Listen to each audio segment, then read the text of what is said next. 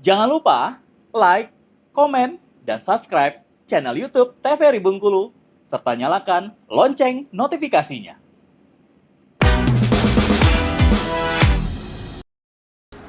Kita kembali lagi pemirsa obrolan pas di sini. Kita lanjutkan ngobrol-ngobrolnya bersama dengan Dr. Ece Trisna Ayu, Esos MIKOM. Dan Mbak Ece, untuk di 2014 itu buku pertama. Iya. Oke, buku pertama yang mana dulu nih? Di framing Neo Media, analisis oke. framing Neo Media. Nah, lanjut ke buku keduanya? 2019. Oh, 2019. Iya. Oh, jedanya cukup ini ya. Cukup Karena lama. mungkin beda ini juga ya. Beda gitu pembahasan ya. juga ini kan kita kan itu berdasarkan riset juga di lapangan, terus kita ambil literatur, studi literaturnya. 2019 itu komunikasi marketing politik. Oh, oke. Nah, Ya. ini nih yang menarik. Berarti di situ memang sesuai juga dengan tema kita kan panggung politik. Ini sejalan juga sama dengan buku yang diterbitkan Mbak Ece pada saat itu. Berarti memang benar-benar Mbak Ece ini terjun ke lapangan, bertemu dengan para politisi, bisa dibilang ya sehari-hari bersama mereka, melihat gimana cara mereka gitu. Iya. Itu lebih banyak ke studi literatur dan pengamatan ini sebenarnya bukan terjun langsung ke lapangan juga yang kedua ini. Nah, dari situ kita melihat ternyata dalam politik itu ada pemasaran politiknya ini ya, dalam komunikasi politik itu ada pemasarannya, marketing politiknya. Jadi di sana juga sesuai dengan teori juga ada harga, misalkan bagaimana promosinya gitu, bagaimana penempatannya yang bagus gitu. Itu ada semua di situ, dikaji di situ. Nah, untuk yang ini panggung politisi yang berikutnya ini saya langsung masuk ke lapangan. Berarti langsung berkecimpung di sana dan dengan bersusah payah juga karena kita nggak bisa masuk langsung menerobos ke situ kan untuk kaum politisi yang misalkan ada sebuah misalkan pertemuan yang kita tidak boleh masuk ke sana, misalkan internal mereka begitu. Kalau misalkan untuk eksternalnya kita bisa masuk, tapi kita mengetahuinya dari orang-orang terdekat. Bagaimana itu politiknya itu. Nah, yang menarik juga yang ingin saya tanyakan ke Mbak Ece ini, dunia politik kan kalau orang bilang ini kan dunia yang apa ya, bisa dibilang menakutkan, menyeramkan. Nah, pada saat Mbak Ece melakukan riset seperti itu, apakah benar orang-orang bilang dunia politik itu seseram itu? Mungkin di sana terjadi yang teman bisa jadi lawan, terus juga begitu yang tadi Mbak Ece cerita, mereka ada pertemuan khusus cuman antar internal mereka, tidak boleh ada satu orang pun, mungkin memang ada yang hal bersifat rahasia atau strategi politik seperti apa. Nah, memang semenyeramkan itu atau setelah Mbak Ece ikut ke dalam ternyata biasa-biasa aja gitu? Kalau misalkan kita lihat secara menilik secara dalam, memang secara pure-nya itu ya tidak ada ini yang abadi gitu. Kalau misalkan ini, kalau dalam politik itu misalkan yang berkoalisi bisa jadi misalkan oposisi sebaliknya juga seperti itu. Nah, ketika kita melihat hal itu di lapangan dan melihat juga secara langsung, oh ternyata selama ini mereka itu memang impression manajemennya itu dikelola dengan baik begitu. Pengolahan kesannya itu memang betul-betul disetting gitu. Kalau misalkan ini untuk misalkan mereka untuk nampilkan ke depan bagaimana seperti itu.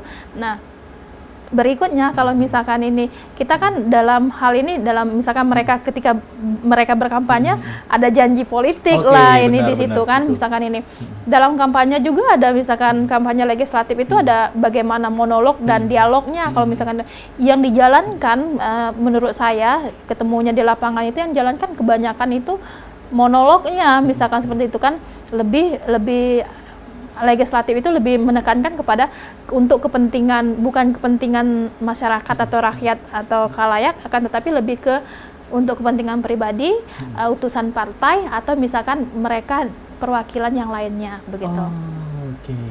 Jadi memang disetting sedemikian rupa gitu. Tapi memang apakah ada benar-benar orang yang dalam tanda kutip marketing politik yang menjadi seorang marketing politiknya?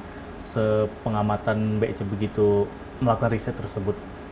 Sebenarnya kalau misalkan dalam ini marketing politik itu dia itu misalkan ada penugas yang lain, misalkan ada tugas-tugas yang lain selain mereka sebagai politisi, misalkan seperti itu. Memang ada timnya, misalkan seperti itu.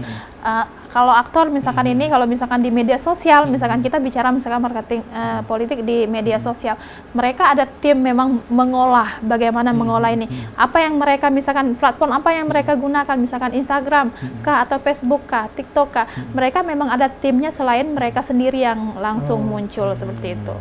Wah, berarti memang banyak unsur ya berarti untuk di sebuah panggung politik itu. Iya. Makanya yang memang menjadi pionirnya itu, ya ingat zaman dulu kuliah ada, masuk nggak sih sama teori Johari Window? Baca kan ada 4 pintu sih, manusia kan ada 4 sisi yang berbeda-beda.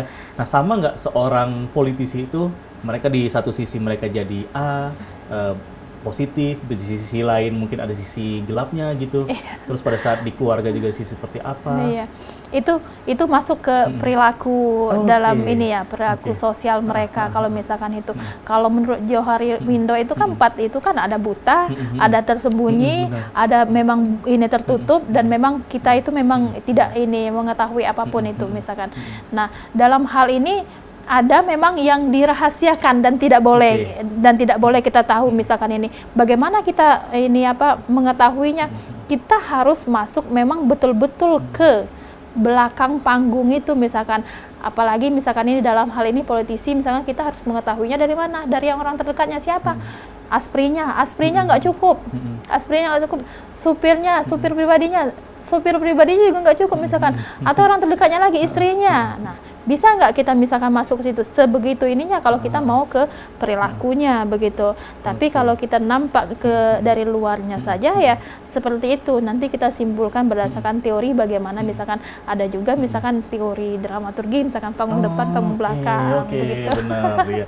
Oke, yang lagi nonton sekarang pasti kaget, lah ini apa ada mata kuliah sekarang?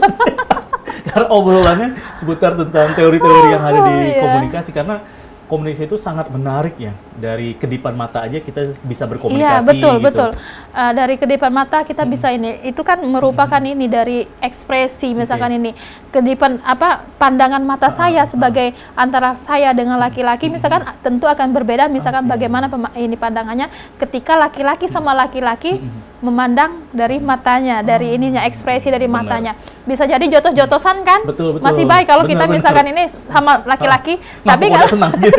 Biasa gitu. Iya, tapi kalau dengan ini lain, misalkan lain ceritanya kalau dengan lawan jenisnya. Mulai salah tingkah gitu. Tingkah lah kita, padahal itu tidak kenal duluan kalau misalkan ini kan. Jadi dari ekspresi misalkan verbal dan non verbalnya misalkan itu bisa dilihat.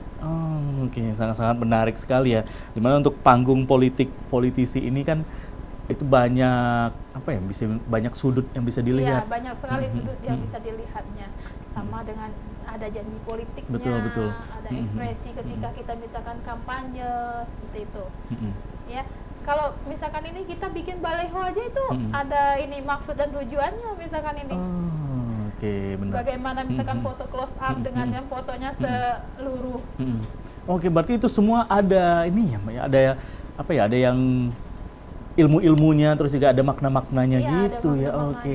Dan keseruan ini kita akan tahan dulu Mbak Ece. Dan pemirsa Opini jangan kemana-mana ya. Obrolan pas di sini akan kembali lagi setelah yang lewat berikut ini. Tetap di Opini.